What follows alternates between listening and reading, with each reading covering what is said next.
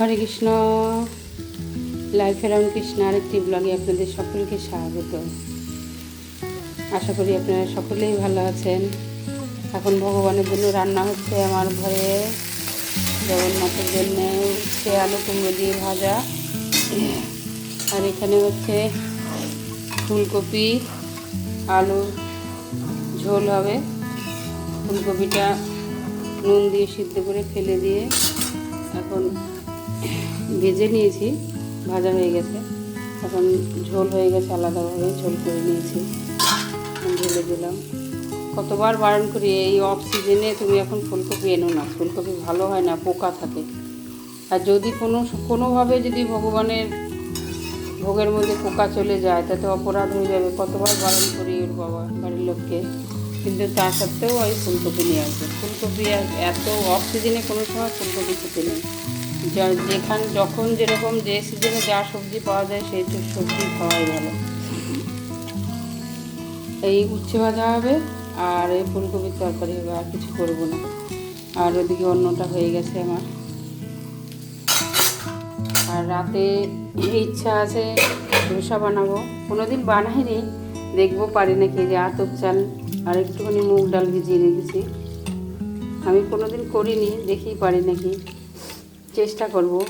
ধোসা বানানোর খুব ইচ্ছা, ভগবানকে খাওয়াবো। চালটা ভিজিয়ে রেখেছি, বিকেলবেলা করবো, দেখি কী হয়। আর এখানে এক গাদা আম নিয়ে এসছে ওর বাবা, সেই সিঁদুর টোকা আম আর হচ্ছে হিমসাগর।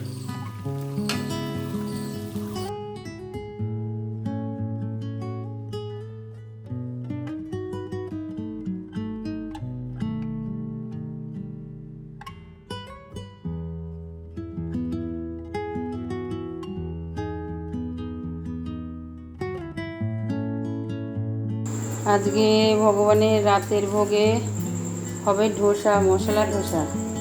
কোনো দিন আমি বানাইনি, এই প্রথম। জানি না কীভাবে কীরকম হবে।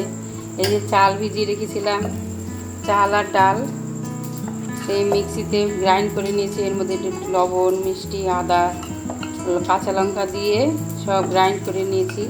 আর আলুটা দুপুরেই সেদ্ধ করে রেখেছিলাম। এখন এখানে আলুটার তরকারি করব, আলু মশলা ধোসা। জানি না কীরকম হবে, ভগবানই জানে। যেরকম হবে ভগবান তো খাবে, আবার কি। এখানে তেলের মধ্যে জিরে সম্বরা দিয়েছি, জিরে সম্বরা দিয়ে একটু হিং দিয়েছি। হিং দিয়ে দুপুরবেলায় মশলা করে রেখেছিলাম, টমেটো, আদা, লঙ্কা।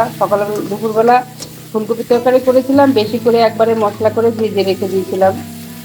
আদা, লঙ্কা, টমেটো, এখন একটু হিং আর জিরে সম্বরা দিয়েছি, নুন, হলুদ, 1 চামচ জিরের গুঁড়ো, যে মশলাটা আমি করে রাখি। এখন এই সিদ্ধ করা আলুটা দিয়ে দেবো। ধনে পাতা আনতে বলেছি তোর বাবাকে, জানি না আনবে কিনা। আনতে আনতে আমার রান্নাও হয়ে যাবে, তার আগে আমার রান্না হয়ে যাবে।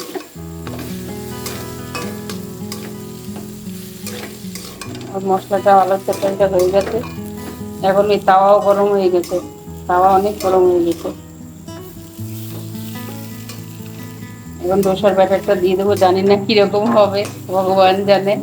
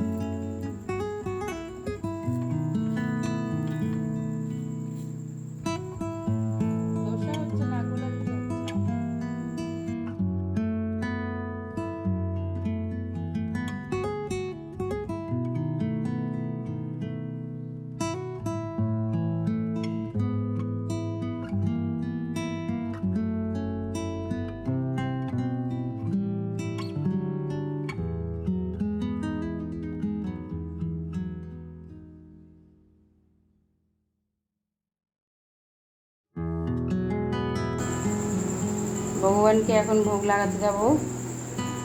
ডোসার সাথে সবাই চাটনি খায়, নারকেল আর বাদামের চাটনি। আমি মিষ্টি দিয়ে দেবো ভগবানকে। আমাদের বাড়িতে কেউ নারকেল আর বাদামের চাটনি খাবেও না, শুধু শুধু করে করে আমার ফেলে দিতে হবে, তাই ভগবানকে মিষ্টি দিয়ে দেবো।